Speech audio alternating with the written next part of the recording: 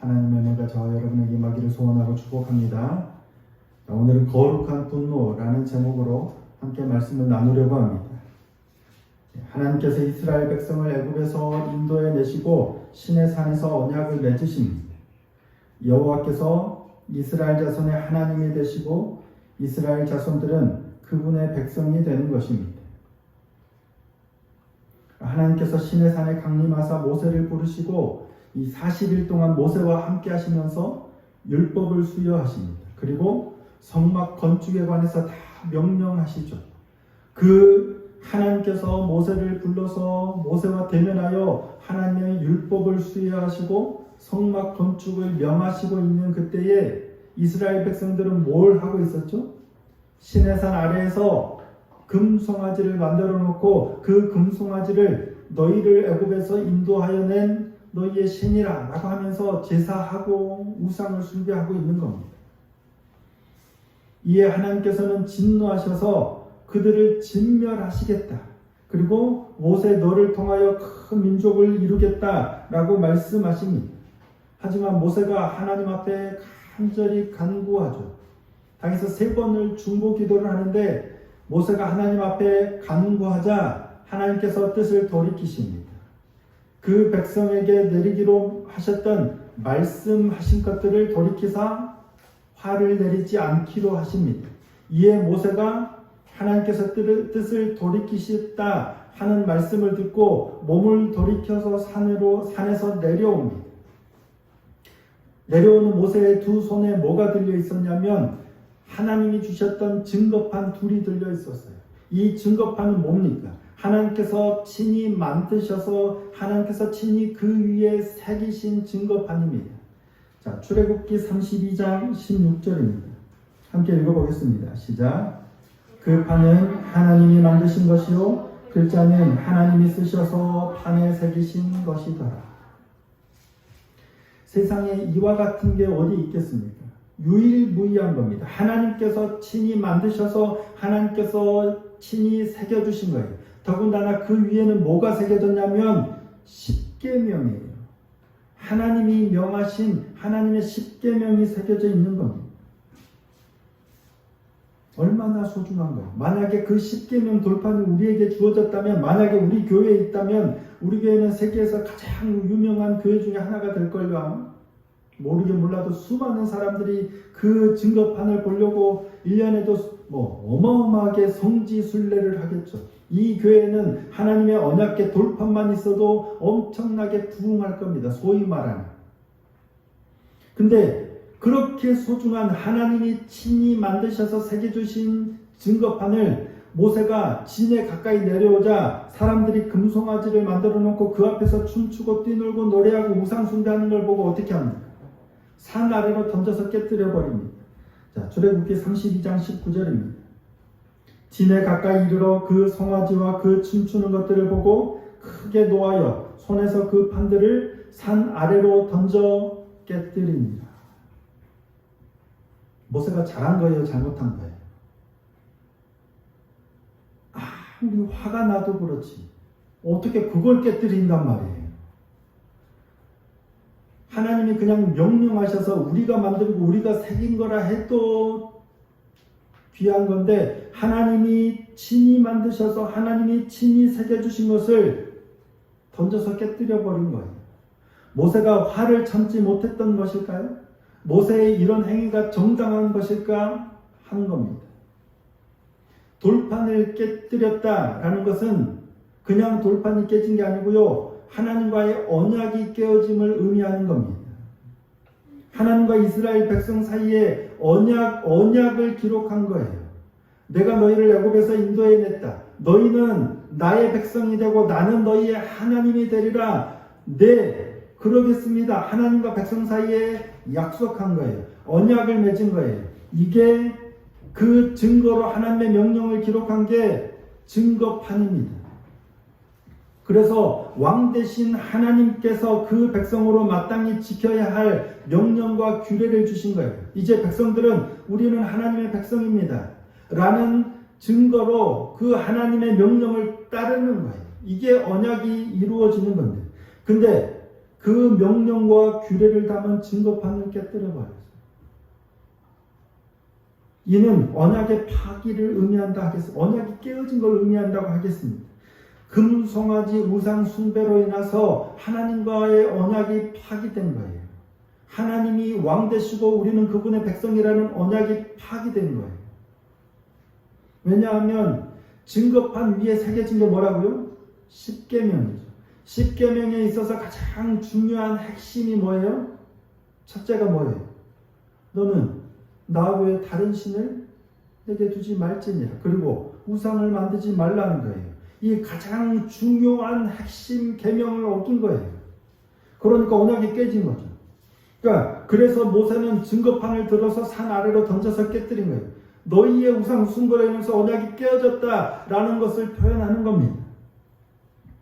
증거판을 꼭 쥐고 있다고 해서 언약이 유지되는 게 아닙니다. 명백한 계약 위반인데 계약서 붙들고 있다고 해서 계약이 안 깨진 게 아니에요. 그냥 아무리 저 사람이 계약을 위반해도 계약서 붙들고 유야무야 모른 척 넘어가면 어떻게 됩니까? 나중에는 이 계약이 어떻게 될까요? 더 엉망이 되겠죠. 수습도 안 되고요. 나중에는 시간이 지날수록 눈덩이처럼 문제는 커지게 될 겁니다. 그때는 걷잡을 수 없는 상태가 돼서 완전히 망하는 거예요. 좋은 게 좋은 거지가 아니고요. 아닌 것은 명확히 아니다고 해야 합니다. 그리고 계약을 위반하면 위반에 대한 책임도 물어야 합니다. 계약을 파기하든지 아니면 새로이 계약을 갱신하든지 적절한 조치를 취해야 하는 거예요. 깨뜨린 돌판은 다시 만들면 됩니다. 하나님께서 다시 그 판에 쓰실 것이기 때문입니다. 하나님께서도 모세가 돌판을 깨뜨린 것에 대해서는 네가 왜 그걸 깨뜨렸느냐라고 하지 않으세요. 왜 그랬냐? 내가 친히 만들어준 새겨준 것을 왜 잘 간직하지 못하고 화를 참지 못하고 왜 그거 깨뜨렸냐 하지 않으세요. 그저 뭐라고 말씀하십니까? 다시 돌판을 만들어서 가져와라. 내가 그 판 위에 다시 새겨주겠다. 전에 했던 그 말을 새겨주겠다 라고 하십니다. 자, 1절 말씀입니다. 1절 다시 한번 읽어보겠습니다. 시작. 여호와께서 모세에게 이르시되 너는 돌판 둘을 처음 것과 같이 다듬어 만들라. 내가 깨뜨린 처음 판에 있던 말을 내가 그 판에 쓰리니. 문제가 생기면 돌판을 깨뜨려야 합니다.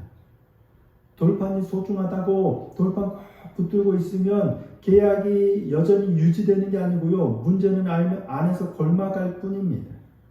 그릇된 것은 증거판을 던져서 깨뜨리더라도 바로 잡아야 하는 겁니다. 부패하고 타락한 이 목사와 교회를 향해서 분노하고 질책하면 안 되나요?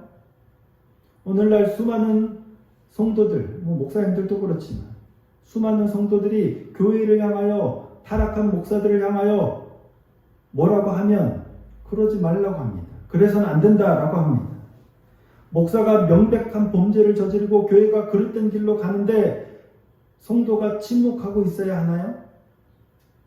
어떤 이들은 교회가 교회를 공격한다면서 하나님께서 하실 것이니까 하나님께 맡겨두고 아무것도 하지 말라라고 해요. 그게 합당한 건가요? 그러면서 많은 사람들이 목사님을 비방하다가 목사를 지적하다가 목사님을 대적하다가 하나님께 벌을 받아서 어떤 사람은 병들어 죽기도 하고 어떤 사람은 망하기도 하고 어떤 사람은 자녀가 안 되기도 하고 이런 얘기들을 많이 해요. 그러니까 목사가 잘못해도 절대 아무 말도 하지 말고 대적하지 말라고 합니다. 목사님 잘못하는 거 살짝 지적했다가 뒤에서 막 혹시라도 잘못될까봐 두려워서 전전긍긍하는 일들이 많습니다. 아마도 목사님들이 설교를 그렇게 해서 그런 두려움을 갖고 있는 것 아닌가 싶습니다. 이때 많이 사용되는 본문이 어디냐면 모세가 구스 여인을 취했을 때 아론과 미리암이 모세를 비방하는 사건을 많이 들어 설명합니다. 자, 민수기 12장 1절입니다. 모세가 구스 여자를 취하였더니 그 구스 여자를 취하였으므로 미리암과 아론이 모세를 비방하니라. 모세가 구스 여자를 이방 여인을 아내로 취한 거예요. 그러자 미리암과 아론이 모세를 비방합니다. 그런데 이 일로 인해서 하나님께서 아론과 미리암을 향하여 진노하시고 떠나시자 미리암에게는 나병이 걸려 눈과 같이 됩니다. 나병이 걸려 눈과 같이 되었다는 것은 살이 새하얗게 나병이 든 거예요. 그러니 함부로 목회자에게 대적하지 말아야 한다라고 설교합니다.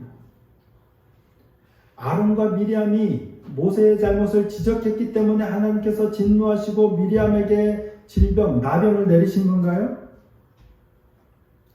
보통은 선지자가 환상으로나 꿈으로나 하나님의 말씀을 듣는데 모세는 어떻게 합니까? 하나님을 대면하여 직접 친구와 대화하듯이 하나님의 말씀을 들었던 사람입니다. 그래서 그런 모세를 비방했기 때문에 하나님께서 진노하신 건가요? 문제는 아론과 미리암이 모세의 잘못을 지적한 데 있지 않습니다. 하나님께서 진노하시고 하나님께서 미리암에게 나병을 내리신 이유는 그들이 모세의 잘못을 지적했기 때문이 아니고요, 모세를 비방했기 때문입니다. 비방이란 뭐예요? 뭔가를 정당하게 지적하고 평가하고 판단하는 게 아니고요, 다른 말로 비방하는 거예요. 다른 말을 섞어서 다른 걸 들어서 자꾸만 더해서 그를 못 살게 하는 겁니다. 아론과 미리암이 모세를 비방한 이유는 뭐예요? 모세가 뭐 했기 때문이에요? 구스 여자를 취했기 때문이에요. 구스 여자를 취했기 때문에 비방한 거예요. 만약에 모세를 지적하려고 했다면 뭐라고 해야 돼요? 네가 왜 구스 여자를 아내로 취했느냐? 네가 왜 하나님의 명령을 어기고 이방 여인을 아내로 취했느냐? 이렇게 지적했어야 돼요. 근데 미리암과 아론이 뭐라고 하냐면, 자, 민수기 12장 2절입니다. 그들이 이르되 여호와께서 모세와만 말씀하셨느냐? 우리와도 말씀하지 아니하셨느냐? 하매 여호와께서 이 말을 들으셨더라. 네가 왜 구스 여자를 취했느냐가 아니고요, 여호와께서 모세와만 말씀하셨느냐? 왜 너만, 그러니까 지도권에 관한 불만을 표출한 거예요. 그들이 문제 삼은 건 모세가 구스 여자를 취한 문제가 아니라 지도권이었던 거예요. 하나님이 모세와만 말씀하셨느냐? 우리와도 말씀하지 아니하셨느냐? 그러니까 단지 그들은 지도자인 모세의 잘못을 지적해서가 아니라요, 비방했기 때문에 하나님께 책망을 들은 겁니다. 남을 비웃고 헐뜯어서 말하는 거예요. 있는 그대로의 잘못을 지적하는 게 아니라 그걸 빌미로 해서 다른 부분을 헐뜯고 비난하고 그러면서 자신의 이득을 챙기려고 하는 게 비방이에요. 누군가가 목사가 잘못하면 목사님 이게 잘못입니다 지적하고 바로잡는 게 문제가 아니고요, 그를 통해서 목사를 깎아내리고 자신의 이득을 취하려고 하는 이게 비방입니다. 이게 문제예요. 타인의 잘못에 대해서 지나치게 책망하거나 그를 통해서 자신의 지위를 높이려고 하는 것, 그래서 비방이 되는 겁니다. 잘못을 솔직하게 지적하고 문제를 바로잡는 건 문제가 아닙니다. 많은 이들이 교회에서 문제가 생기면 뭐라고 얘기하냐면 하나님은 사랑이시라, 교회가 사랑으로 덮어야지 자꾸만 그런 잘못을 지적하고 바로잡으려고 하면 안 된다라고 얘기하는 분들이 있습니다. 그런가요? 금송아지를 만들고 우상숭배를 하면서 금송아지 앞에서 뛰놀고 제사하고 막 이러고 있는데 하나님은 사랑이시라, 잘못을 조용히 덮어주고 타일럿을 못하게 해야지, 증거판 던져서 깨뜨리고 분노하고 3,000명이나 죽이면 돼요, 안 돼요? 근데 성경은 증거판을 던져서 깨뜨려요. 레위인들이 일어나서 3,000명을 죽입니다. 이게 문제가 아니에요. 7절입니다. 자, 오늘 보면 7절 말씀입니다. 인자를 천대까지 베풀며 악과 과실과 죄를 용서하리라. 그러나 벌을 면제하지는 아니하고 아버지의 악행을 자손 3, 4대까지 보응하리라. 하나님은 사랑의 하나님이시기 때문에 악과 과실과 죄는 용서하세요.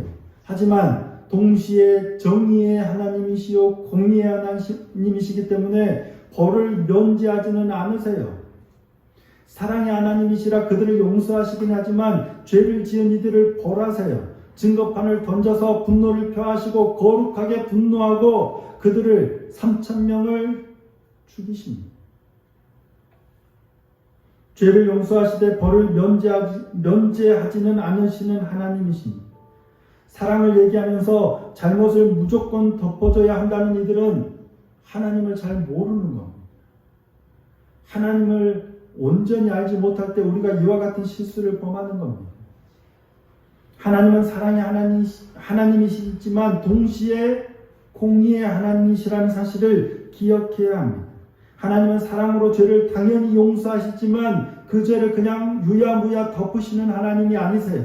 반드시 징계하시는 하나님이세요. 그래서 친히 십자가를 지신 겁니다. 만약에 사랑의 하나님이시라면, 사랑의 하나님만이었다면 십자가를 질 이유가 없습니다. 그냥 인간의 죄를 용서하시면 되죠. 용서하시면 돼요. 그게 사랑이니까. 하나님의 사랑은, 사랑의 하나님은 인간의 죄를 다 용서하시면 돼요. 그런데 뭐예요? 동시에 공의의 하나님이세요. 값없이 그냥 용서할 수 없어요. 정의의 하나님으로 정의의 하나님이면 우리는 다 죽어야 마땅합니다. 근데 사랑과 정의, 사랑과 공의가 동시에 시행되기 위해서는 하나님의 방법은 십자가입니다. 하나님이 친히 십자가를 지시는 방법 외에는 없습니다. 그래서 예수님의 십자가가 하나님의 사랑과 정의가 드러나는 결정체입니다. 그냥 용서하시면 되는 게 아닙니다. 돌판을 깨뜨려서라도 그들을 바르게 이끌어야 하는 겁니다. 우리 하나님은 질투하시는 하나님이십니다. 자, 출애굽기 34장 14절입니다. 너는 다른 신에게 절하지 말라. 여호와는 질투라 이름하는 질투의 하나님입니다. 하나님께서 진노하실 때에는 하나님의 진노로 진노할 필요가 있는 거예요. 하나님의 거룩함, 질투로 질투할 필요가 있는 거예요. 하나님께서는 그런 사람을 좋아하십니다. 사랑이라고 해서 남들이 잘못하고 있는데 잘못 행하고 있는데 사랑이라고 해서 다 용납하고 가만히 있는 게 좋은 게 아니에요. 하나님의 말씀을 어기고 그릇된 길로 가면 하나님의 질투로 질투하면서 분노해야 하는 거예요. 이걸 하나님이 기뻐하세요. 이스라엘 백성들이 모압 여인으로 인해서 음행을 행합니다. 그때 하나님께서는 그들에게 진노하셔서 이스라엘 백성 가운데 그러니까 전염병을 내리세요. 한참 전염병으로 음행으로 인해서 전염병이 퍼져가는데 이 시므온 지파 중에 시므리라고 하는 사람이 한 지도자예요. 시므리라고 하는 사람이 미디안 여인 중에 고습이라는 여자를 데리고 진중에 들어와서 장막으로 들어갑니다. 그 모습을 보고 비느하스, 제사장의 아들인 아론의 아들인 비느하스가 화가 나가지고 분노함으로 창을 들고 일어나서 장막을 뒤따라 쫓아 들어가서 창으로 그들을 찔러 죽입니다. 그러자 그제서야 전염병이 그칩니다. 하나님께서 비느하스의 그런 행위를 칭찬하세요. 자, 민수기 25장 11절입니다. 제사장 아론의 손자 엘르아살의 아들 비느하스가 내 질투심으로 질투하여 이스라엘 자손 중에서 내 노를 돌이켜서 내 질투심으로 그들을 소멸하지 않게 하였더라. 음행을 행하고 있는 이스라엘 백성을 보고 질투함으로 분노함으로 창을 들어서 그들을 찔러 죽인 것을 하나님은 기뻐하시는 거예요. 시편 11편 5절 그리고 7절 말씀입니다. 여호와는 의인을 감찰하시고 악인과 폭력을 좋아하는 자를 마음에 미워하시도다. 여호와는 의로우사 의로운 일을 좋아하시나니 정직한 자는 그의 얼굴을 배우리로다. 옳은 건 옳다 하고 그런 건 아니라 라고 해야 돼요. 옳은 걸 그르다고 그런 일을 옳다 하는 일을 하나님은 미워하신다고 말씀하셨습니다. 누군가 잘못을 향하면 이를 지적하고 바로잡아야 하는 일이 우리에게 있어야 돼요. 좋은 게 좋은 거지 하고 넘어가는 게 결코 좋은 일이 아니란 얘기예요. 돌판을 던져서 깨뜨릴 용기가 필요합니다.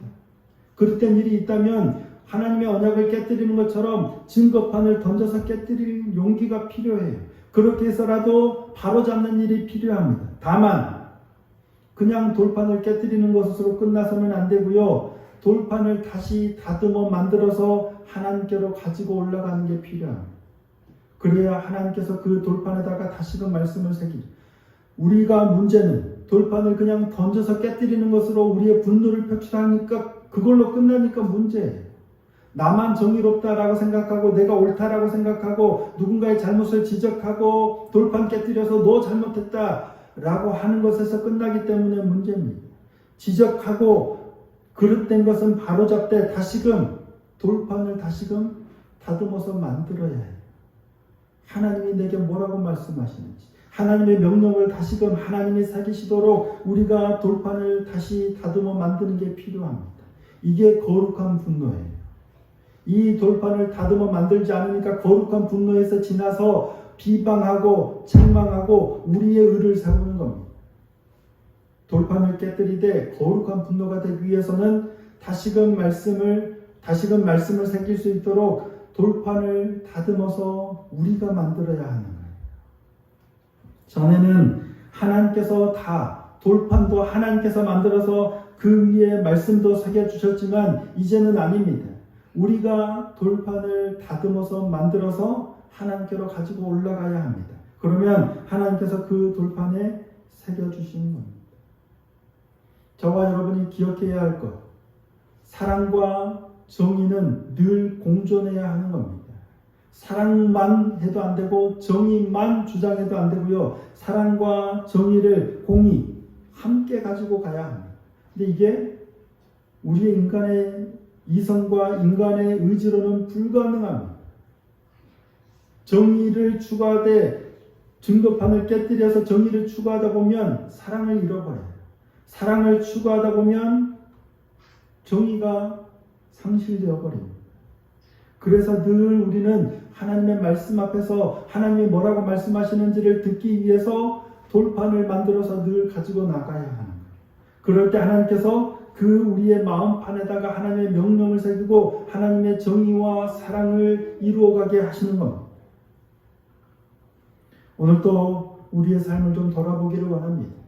교회 안에 너무 만연해 있는 그릇된 하나님에 대한 지식들로 사랑 때문에 교회가 어그러지는 일들, 또 오히려 정의 때문에 사랑이 회복되지 못하는 일들이 너무나도 많은 것 같습니다. 어느 교회는 사랑만 그래서 지적하지 않다가 무너져 내리기도 하고, 어느 교회는 또 지적만 정의로 세워서 지적하다가 망해가는 일들이 너무 많습니다. 오늘 다시금 거룩한 돌판을 깨뜨리는 용기도 필요하되 그 깨뜨렸던 돌판을 다시금 다듬어서 만들어서 하나님께로 가지고 나아가는 그러한 수고와 노력이 있기를 소원합니다. 그를 통해서 우리의 삶 안에서 하나님의 정의와 사랑이 조화를 이루면서 아름답게 세워져 가기를 소원하고 축복합니다. 하나님의 정의와 사랑의 결정체인 예수님의 십자가 사랑이 오늘도 우리의 온전한 믿음을 통해서 우리의 삶을 통해서 이 땅 가운데 세워져 가기를 소원합니다. 예수 하나님의 공의 이 찬양이 그저 그냥 입술의 고백이 아니라 우리의 삶을 통해서 사랑과 정의로 실현되어야 하는 이유입니다. 오늘도 다시금 말씀 앞에서 우리의 믿음을 돌아보고 돌판을 깨뜨릴 수 있는 용기, 누군가 잘못하면 지적할 수 있는 용기를 갖되 동시에 하나님이 내게 뭐라고 말씀하시는지 내 믿음에 그 말씀의 판을 다시금 다듬어 올라가는 조화를 이루는 복된 믿음의 삶이 되기를 소원합니다. 그를 통해서 우리 교회 안에 우리 삶 안에 하나님의 정의와 사랑이 공의, 조화롭게 실현되는 복된 믿음의 삶이 될 수 있기를 예수님의 이름으로 축복합니다.